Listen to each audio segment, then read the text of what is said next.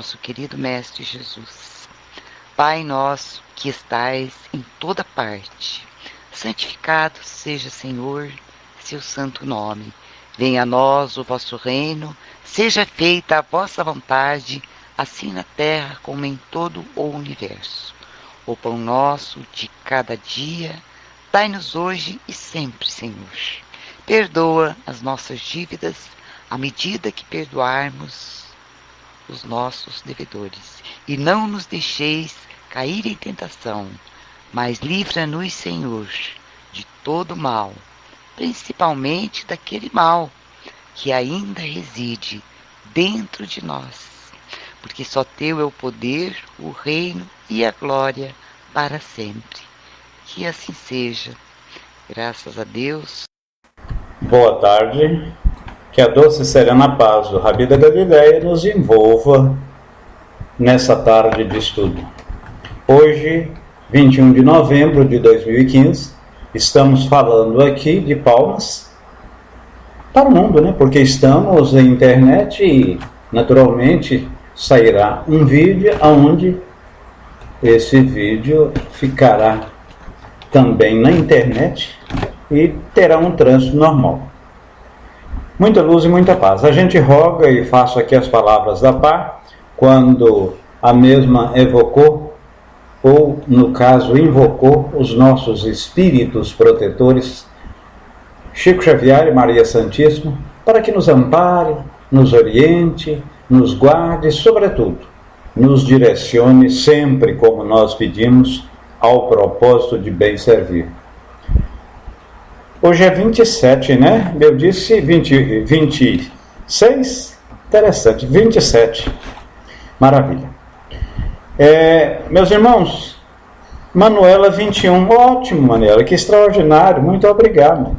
Então, 21, vamos ler o 21. Isso é que mediunidade, você antecipou o que eu ia pedir. 21. E quando eu estou falando com a Manuela, Manuela, eu estou falando para mim mesmo, né? Até Dulce. E 21 diz o seguinte: Manuela, evite o luxo supérfluo. Tudo que sobrecarrega o ambiente atrapalha a vida. Seja sóbria e natural. O artificialismo distorce e causa as fadigas inúteis. A sobriedade repousa o espírito e o corpo. Seja sóbria e natural. Em tudo, desde a sua pessoa até o mobiliário de sua casa. Seja sóbrio e natural. Quem pouco tem é que procura mostrar mais do que possui. E vocês já observaram isso? E quanto mais ou menos evoluído somos, menos cultura temos, é que a gente precisa mostrar. A gente precisa, de uma certa forma, divulgar para aparecer, né? Aquela pessoa já evoluída, aquela pessoa que já caminhou na senda do progresso, ele é simples. Isso aí, Manuela e demais irmãos, me fez lembrar, eu morava perto de Brasília, e nessa época eu era gerente da Caixa. Nós fomos fazer, lá no Planalto, isso tem muitos anos, fazer um treinamento, e nisso, todo mundo de terno, tudo, e apareceu um jovem. Eu diria que ele, a gente, tudo acima de 30 anos, 35, e o cidadão, o máximo que ele tinha, 22 anos, e simples, porém, ele não era tatuado não, mas tinha um cabelo grande e tinha um rabo de cavalo amarrado. Ora, nós todos fizemos um pré-julgamento, julgamos. Não foi nada não. Esse jovem começou a falar, dentro da simplicidade, todo mundo de terno, chegou aquela pessoa. Nós estávamos num auditório lá, eu não me recordo aqui agora o hotel, mas um hotel extraordinário, acho que 4 estrelas. No auditório, rapaz, todo mundo ficou boquiaberto. Para começar, ele pôs uma música, flauta tocado gravado, segundo ele, a posterior. Eu tinha, até muitos anos atrás, eu tinha gravado nas pirâmides do Egito. Então, Portugal Forward, seja bem-vindo. Saiu mais rápido que entrou. Então, veja bem, gente, a gente que precisa ostentar, e na hora que esse cidadão, esse preletor, foi dar esse treinamento para nós, e é de comportamento pessoal, todos, de forma uníssona, criticou, fez uma avaliação. Eu fiz, fulano fez, Beltrano. Então nós temos isso, e quanto mais nós evoluímos nessa escala do progresso, na escala progressiva, a gente fica mais simples, a gente fica mais tranquilo, mais ameno, mais leve, eu diria, né? Aquelas pessoas que não têm cultura, aquelas pessoas que nada, vamos dizer, que dispõem, que precisa mostrar, aparecer o que não é, muitas vezes, né? Então sejamos sóbrios. Muito bem, meus irmãos, como está aí no banner acima, vamos dar sequência ao nosso estudo de evocação, e hoje nós vamos terminar. A próxima, o próximo assunto do livro seria o capítulo 26. Então, vamos falar relativamente à evocação. E necessário falar sobre a evocação, a gente voltar um pouco atrás. Kardec, ele disse que é necessário evocar o espírito para que o mesmo manifeste. Na época de Kardec já havia essa dicotomia: evoca-se espírito ou deixa-o manifestar a seu bel prazer. Ou seja, deve-se adotar a manifestação espontânea. Evocamos ou a manifestação espontânea? Desde a época de Kardec existia, repito, essa dúvida, essa cisma no movimento, essa divisão. Pois bem, Kardec, amparado pela espiritualidade superior, ele também é um espírito superior, muito embora veio encarnado e veio antes, foi orientado que deveria evocar-se. Porque, caso não evoque, e como a questão 459 do Livro dos Espíritos, estamos rodeados, estamos acotovelados de espírito mais do que nós imaginamos, quando nós não evocamos, qualquer um pode tomar a palavra. E todos querem falar. É o espírito mais evoluído que quer nos orientar, é o trambiqueiro, embusteiro, né? O espírito brincalhão que quer falar, quer, né? Tornar a gente, desviar a gente, enfim. E ele fez uma comparação de que, como numa assembleia, quando você faz uma reunião e não direciona a palavra, não dá a palavra a determinada pessoa para conduzi-la, a reunião vira uma bagunça. A reunião vira uma bagunça. Então, é necessário evocar, segundo o próprio Kardec.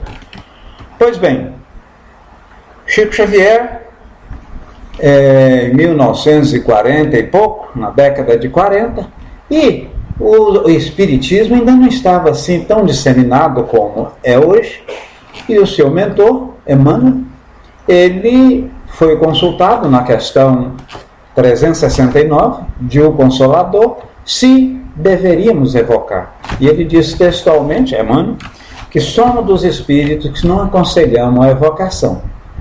A evocação, a manifestação deve-se acontecer de forma fortuita, de forma gratuita e espontânea. Porque se evocarmos uma determinada entidade, até veneranda, pode tomar, ou melhor, esse espírito pode tomar o nome da entidade veneranda. Para aí, Odécio.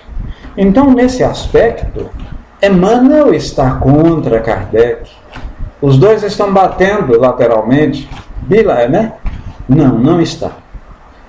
Essa orientação foi justamente pela falta de amadurecimento, pela falta...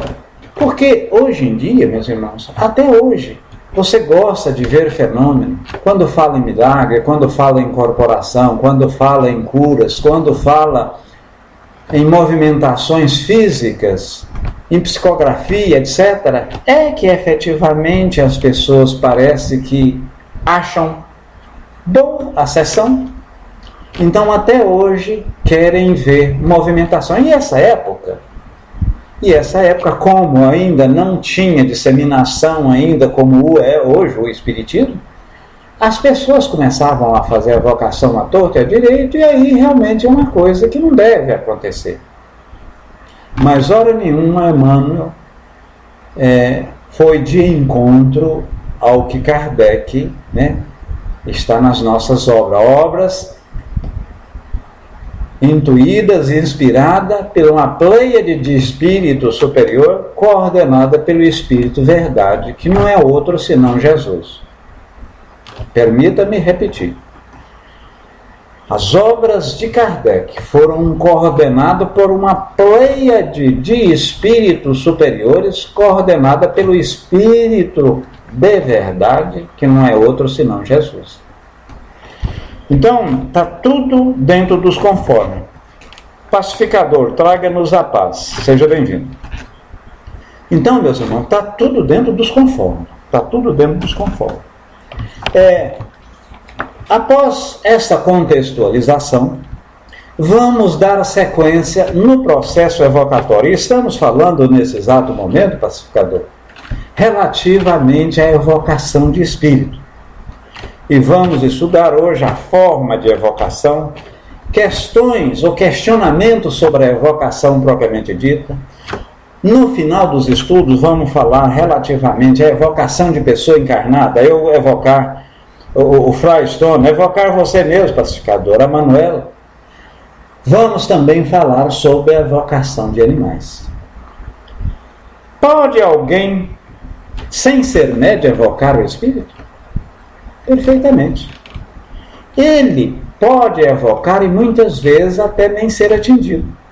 Porque em nossos estudos já tivemos a oportunidade de aqui delinear que o espírito, para atender uma evocação, para atender um chamado, para atender um pleito meu, o que necessita? 3 coisas substancialmente básicas que nós devemos alinhavar. Primeiro, o espírito tem que querer. Por que querer, irmão X? Sim, é necessário, é imperioso que ele queira, porque após o desencarne, ele desvinculou da matéria. E nos atender aqui está voltando à matéria. Nós estamos num mundo eminentemente material. A fala é material. O desejo que eu quero resolver, a orientação que eu quero sanar com o espírito é material. Em primeiro lugar, ele querer. Segundo lugar, ele ter condição e estar em condição de atender. Ou seja, se ele não está em uma missão, se ele encarnado, até encarnado ele pode, nós vamos ver que posteriormente a manifestação do espírito encarnado. Ele está em condição. E terceiro, se a lei divina, Deus permite, a divina providência permite essa comunicação desse espírito. Vimos então, querer, ter condição e ser permitido pela divina providência. Não estando essas 3 condições juntas, ele não manifesta. Então, não é o fato de eu chegar aqui, chamar o meu espírito protetor, evocar um santo de minha predileção, um parente que já faleceu há muito tempo, e relativamente aparente mesmo, e nós vamos ver isso, quando você evoca, nesse caso invocar é uma posição conhecida até, você invoca um avô, uma avó, um marido, esposa, etc., uma pessoa bastante vinculada a você, ele pode não estar numa dessas situações que aliávamos a outrora, e não atender. O espírito evocado atende sempre ao chamado, quando lhe dirige, é aquilo que nós chamamos. Ele pode atender e pode não atender. Kardec não gostaria de escutar isso, pacificador, mas é justamente textualmente as palavras. Né? Textualmente eu estou lendo as palavras de Kardec aqui. Quais as causas que podem impedir que atenda um espírito nosso chamado? Em primeiro lugar, a sua própria vontade, que nós falamos, né? Depois a permissão divina. À frente, há espíritos que nunca podem comunicar, os que, por sua natureza, ainda pertencem a mundos inferiores. Porque a gente muitas vezes evoluiu e está num determinado orbe, aqui é a Terra, e evocamos um espírito simpático, e esse espírito está numa dimensão tal que não é possível. Isso ocorreu de que forma? Lá a mãe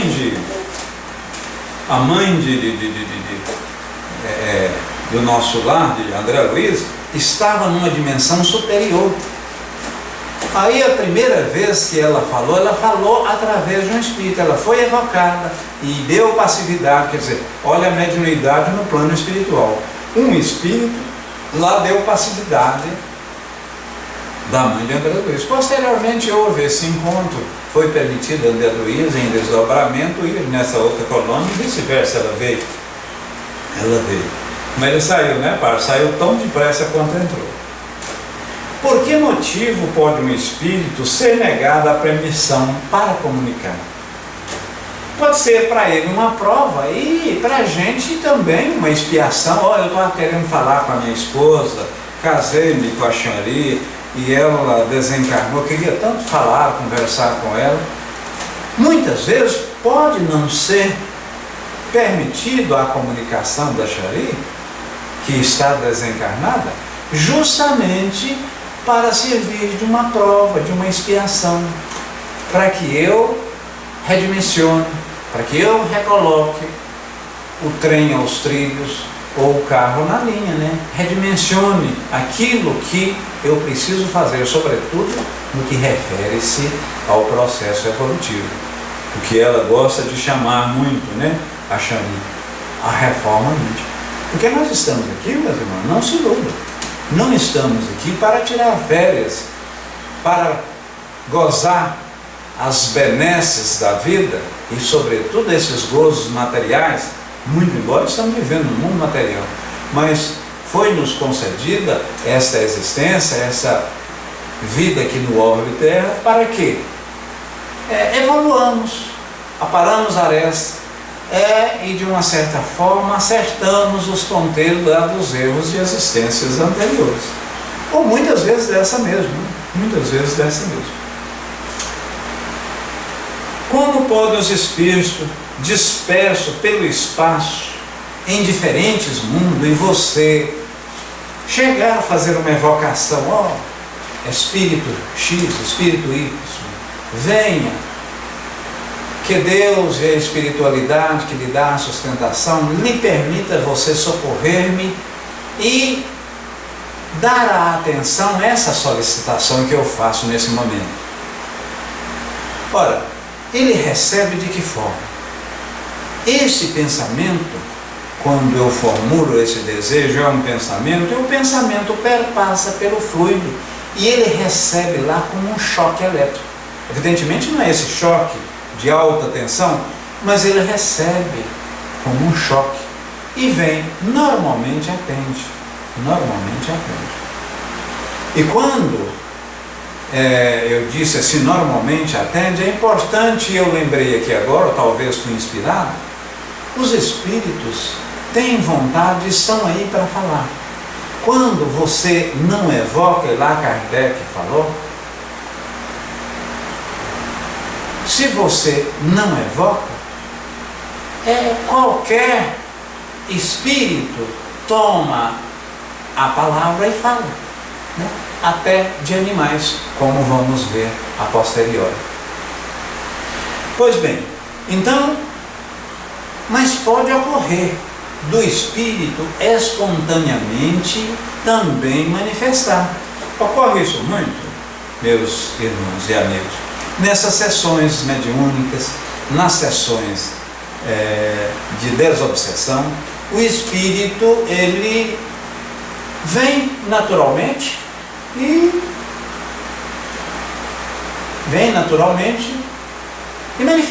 manifesta na sessão. Ele manifesta na sessão de forma gratuita, de forma espontânea, não foi evocado.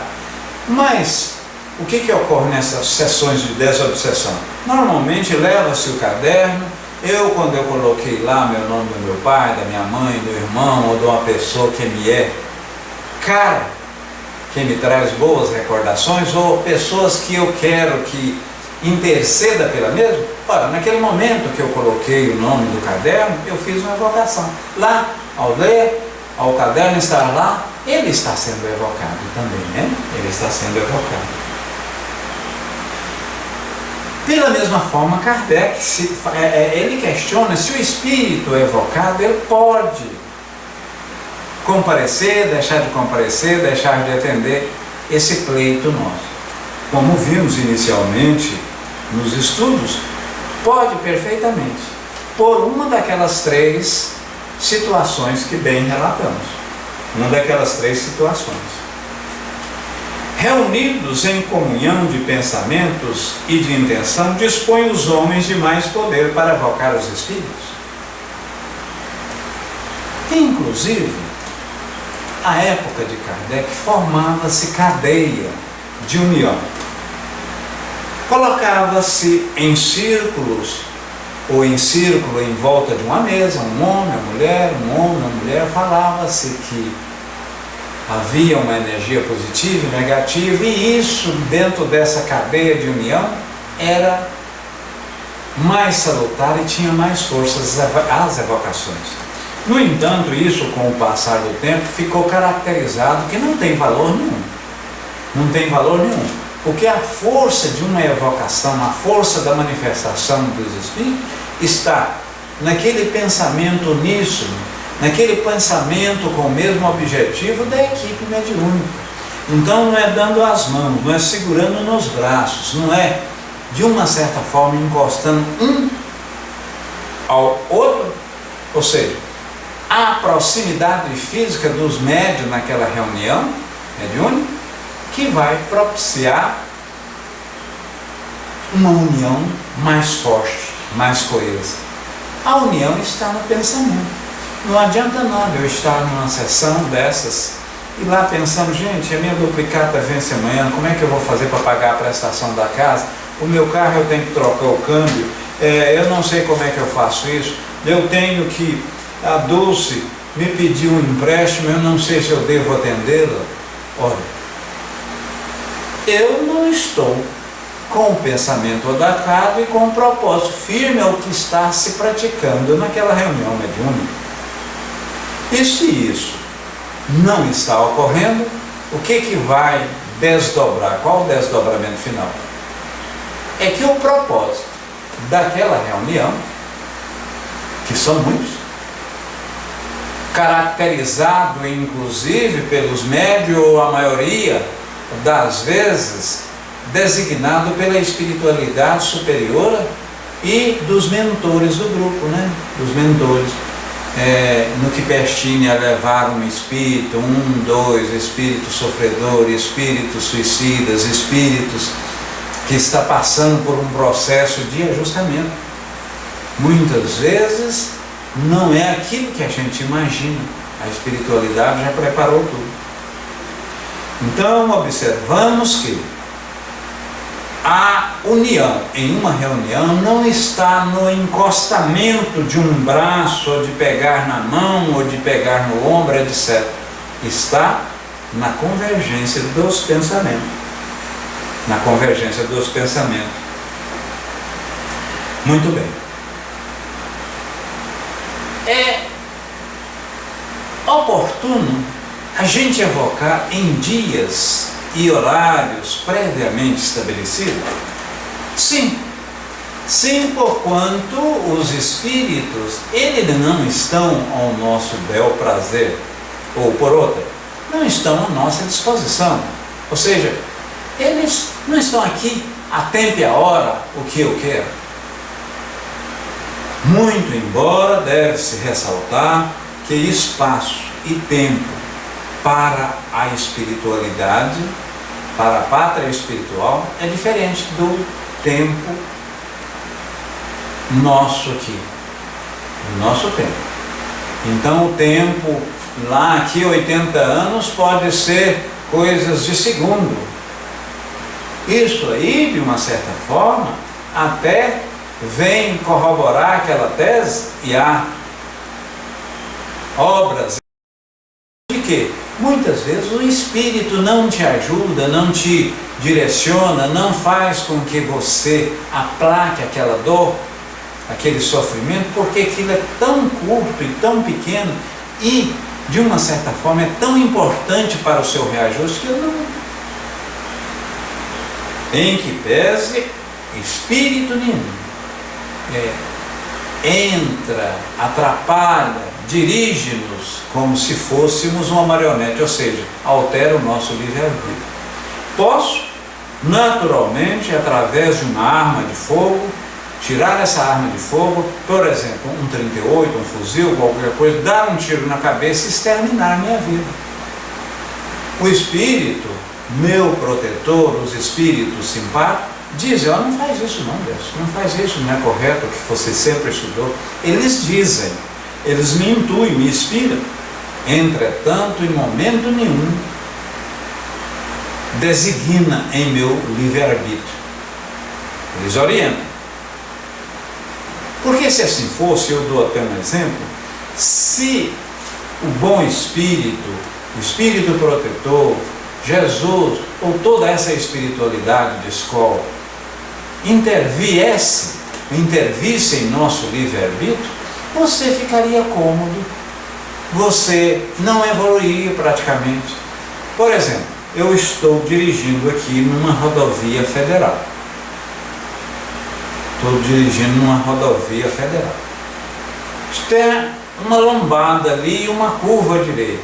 Se eu souber que o meu espírito protetor, ou aquele espírito simpático a mim, vai interferir, eu simplesmente vou e corto. Eu sei que não vou bater por quanto o espírito vai. Aí o que acontece? Ele está intervindo no meu livre-arbítrio. Ora, Xanri vai ganhar na loteria daqui 120 dias. Se fosse permitido o espírito dela a mesma revelar, em alguns casos isso pode até ocorrer, o que ia acontecer? Daqui a 120 dias, daqui 2 anos, daqui 10 anos, ela simplesmente não trabalharia, não moveria, digamos, uma palha, e mesmo em função daquele ganhar, daquele bolão que ela jogou, ela não ia ter o recurso, o capital necessário para fazer o respectivo investimento. Então, viu tanto que é interessante o espírito, mesmo sendo espírito já de escola, não intervir em nosso livre-arbítrio? E Jesus, hora nenhuma, interviu no livre-arbítrio. Muito obrigado, o Senhor me curou. Não, a tua fé te curou. A tua fé te curou. A experiência com efeito, diz Kardec, prova que a evocação sempre é agradável aos espíritos, quando feita com fim sério e útil. Os bons vêm prazerosamente instruir-nos. Quem fala isso aqui é Kardec, tá, meus irmãos? Os que sofrem encontram alívio na simpatia que se lhes demonstra.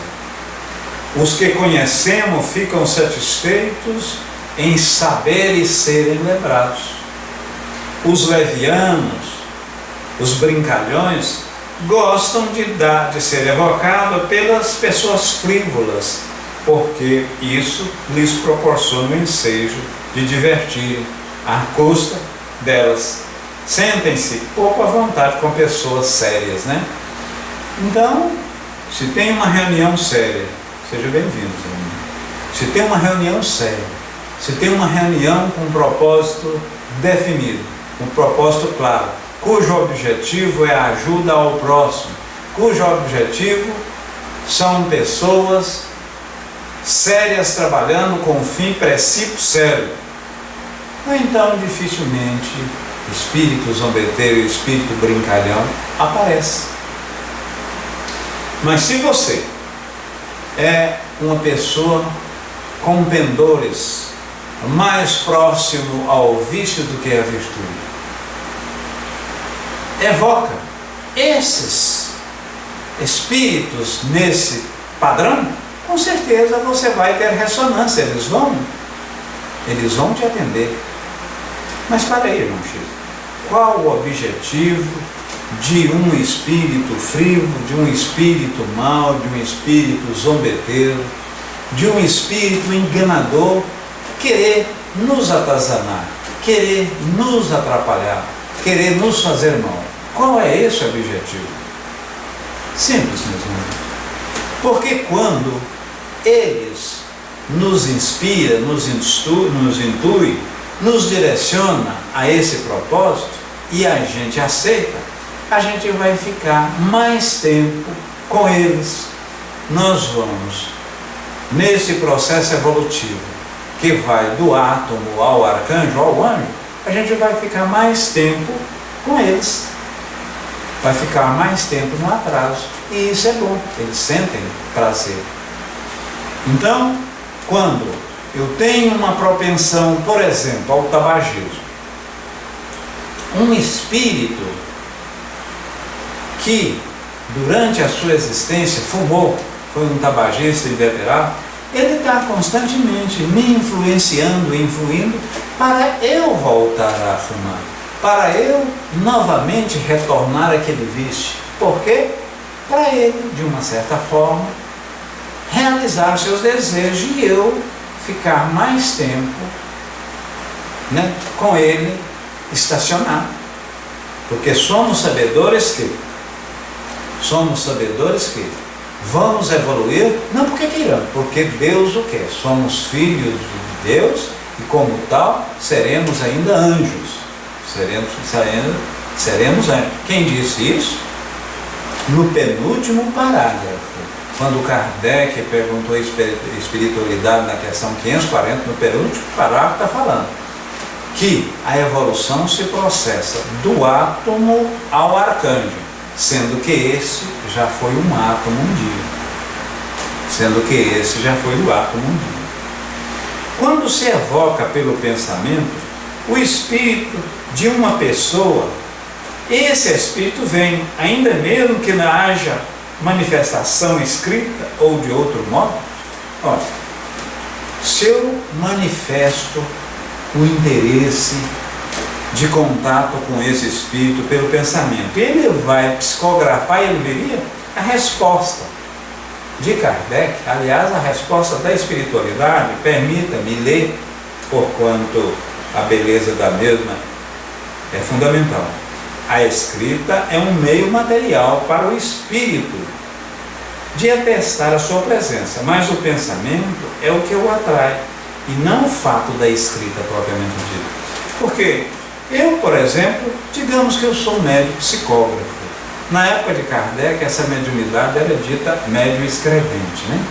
E é bom que se ressalte aqui, meus irmãos, que é uma das mediunidades mais completa, mais prática, mais benéfica, porque através dela o médium comunica-se quase que completamente. Ah, mas espera aí, a Zaninha deu passividade aqui e ela fez uma psicografia, e essa psicografia ela fala esse advérbio exatamente, toda hora está exatamente. Então isso aqui não é do espírito, por exemplo, Fenelon, não, é da Zaninha mesmo, está exatamente. Isso não tem problema mesmo, porque o espírito, como vimos, ele comunica pelo pensamento, mas a forma de materializar esse pensamento é a média Zaninha. Você vê? É a média Zaninha. E ela usa esse advérbio constantemente, né? Exatamente. Então, materializou aquele pensamento da forma dela. Por isso que eu posso dar passividade naturalmente a um espírito alemão, um espírito, e materializar a escrita na minha língua. Posso não, normalmente isso ocorre. Porque é a língua que eu sei. Ele passa um filminho, por exemplo, fazer o bem, visitar um hospital. Não é que está escrito fazer o bem, passa aquele filme de visitando o hospital, fazer o bem, fazer isso, fazer aquilo, e eu materializo via escrita na psicografia ou psicofonia via fala, né? Então um espírito que nunca falou brasileiro, nunca nasceu aqui, não tem, mas como comunica por pensamento, pode naturalmente processar essa comunicação. Veja bem, pode o espírito simultaneamente evocado em muitos pontos. Por exemplo, São Luís, Bezerra de Menezes. Vamos pegar Bezerra de Menezes. No Brasil, você vê bom retorno, pacificador. No Brasil tem o quê? Tem aproximadamente uns 650 centros espírita ou casa espírita com o nome Bezerra de Menezes. E, em sua maioria, reúne-se 19h30 às 20 horas. Ora, pode-se evocar Bezerra de Menezes sendo um espírito nesses 650, 700 casas ao mesmo tempo? Perfeitamente, pode, perfeitamente. E Kardec diz o seguinte: é tão simples quanto um de vocês fazer um ditado e várias pessoas copiar. Na minha época, e na época da Xeri e de várias outras pessoas, quando estudávamos, fazia o fundamental e tinha essa cadeira ditado, né? A professora ditava e a sala 30 ou 40 alunos copiavam. Então, assim como uma pessoa encarnada pode ditar para 40 desencarnados, o espírito, ele pode comunicar, no caso do Bezerra de Menezes, com esses 650, esses 750 centros. Por outra, o espírito, dado a sua evolução, dado o seu caminhar rumo a essa evolutividade que falávamos do átomo ao arcanjo, ele atinge um estágio tal que há um processo de ubiquidade. Ele não se divide, mas como o Sol é um só e esparge os seus raios para toda a Terra, para o Marte, para vários lugares desses planetas ao mesmo tempo, o espírito também assim faz. Por outra, o espírito, quando não tem a respectiva evolução, ele caminha com dificuldade, ele não volita, porque o caminhar, o passar de um ponto A a um ponto B pelo espírito, chama-se volitar, que é uma suspensão acima da terra, né?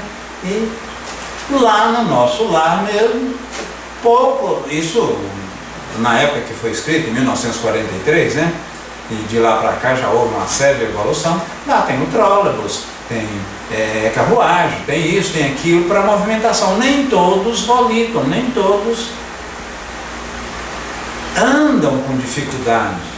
Quanto mais vinculado à matéria, quanto mais ainda naquele estágio perturbador que todos nós passamos ao desencarnar, ao morrer, então a gente passa. Quanto mais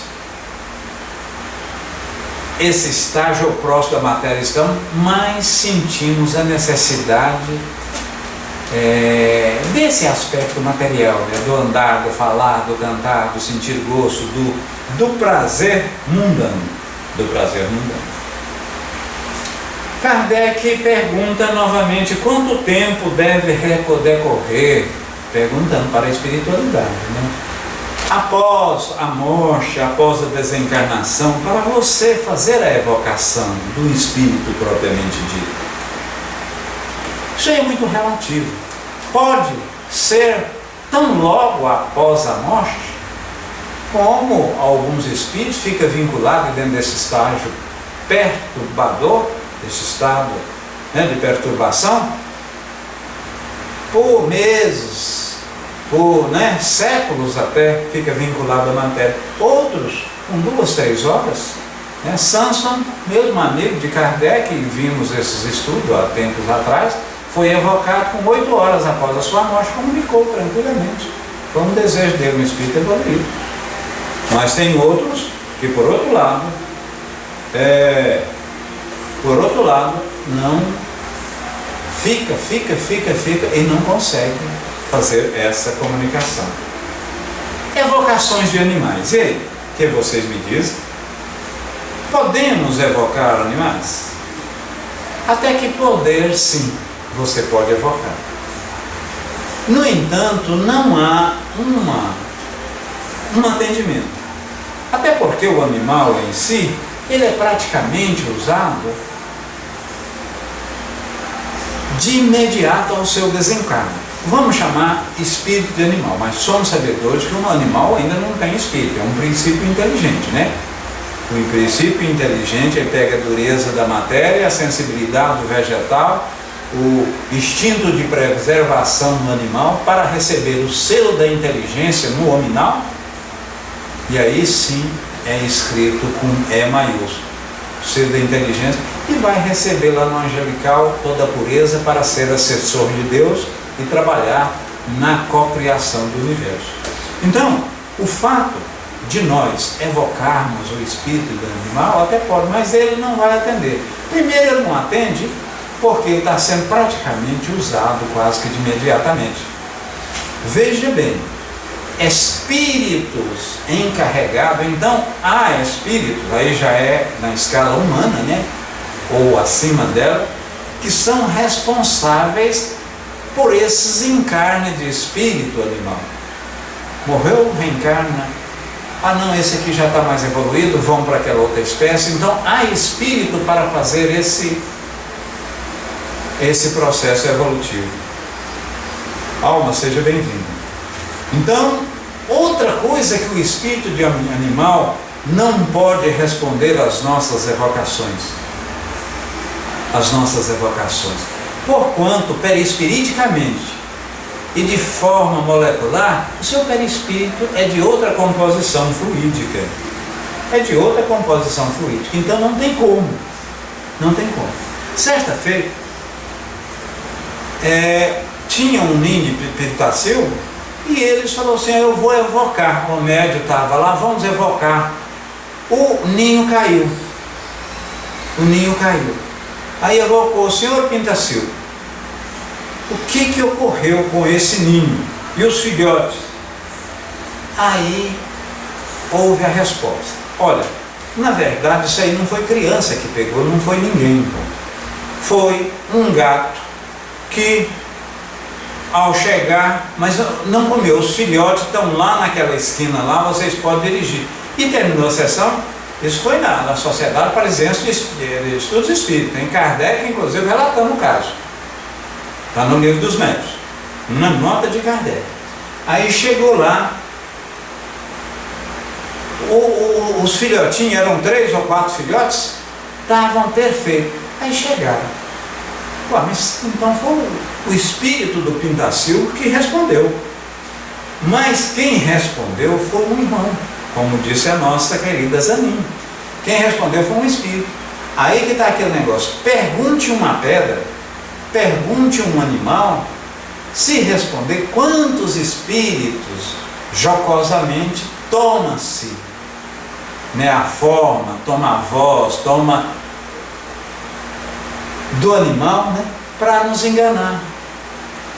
Então, o que deve ficar caracterizado nesses estudos é que não temos como evocar até temos, mas recebermos comunicação de um animal. Evocação de pessoas vivas. Olha, eu posso evocar a Zaninha, posso evocar a alba fêmea, posso, e muitas vezes recebo a comunicação. E de que forma você pode fazer isso? A comunicação é recebida. Eu, no caso, por exemplo, evoco o Zanin. numa reunião mediúnica, aqui mesmo, olha, eu estou precisando que você me esclarece isso. E em alistando, dormindo, e o seu espírito estando em processo de emancipado, em processo de liberdade, pode naturalmente atender o meu chamado. Em alguns casos, em estado de vigília, já foi feito teste, isso na própria época de Kardec, Bolzano,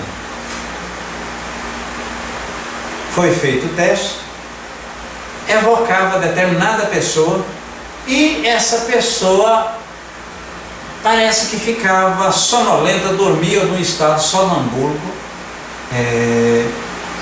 atendia. Eu pessoalmente, eu nunca vi esse caso, muito embora pode, né? A gente trabalha, hoje é dia da nossa sessão mediúnica, a gente que trabalha na sessão mediúnica pode ter esse tipo de manifestação, no entanto não fica caracterizado, né? Pode não ficar caracterizado. Então, para que se comunique um desencarnado, é como a nossa colega colocou aí, a alma tem que estar emancipada, a alma tem que estar livre, a alma tem que estar desprendida do corpo, muito embora ela não despreende, ela ainda continua sendo, vamos dizer assim, um balão amarrado no poste. Então o balão, o vento bate no balão, o balão vai para lá, para cá, mas o poste,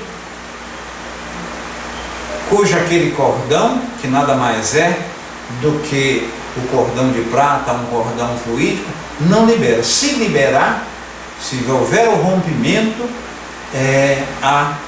também se processa a morte física, né? Há uma literatura, das obras básicas, aqui no Livro dos Médiuns mesmo, que fala que os espíritos conhecem, em sua maioria, se aquele espírito está encarnado ou não, se ele está num processo de emancipação da alma, por esse cordão fluídico, por esse cordão de prata, por esse cordão que o liga ao corpo. É uma das características, né? É a fluidez, a elasticidade. É por isso que passa por dentro de qualquer matéria, sendo ela a mais densa possível. Meus irmãos, e o último item que nós vamos falar aqui, o último item é da telegrafia humana, para fecharmos a nossa evocação. O que é telegrafia humana? Na época de Kardec ainda não tinha essa ciência, telepatia, tinha ainda, foi descoberto de mais moderno que tinha, era a energia elétrica ainda não existia, né? Kardec escreveu isso tudo no Lampião. Foi a telegrafia, uma coisa. Tinha-se carro a vapor, os motores a vapor tinham sido. Então ele falou muito em telegrafia humana. A telegrafia humana se processa como? Pelo pensamento.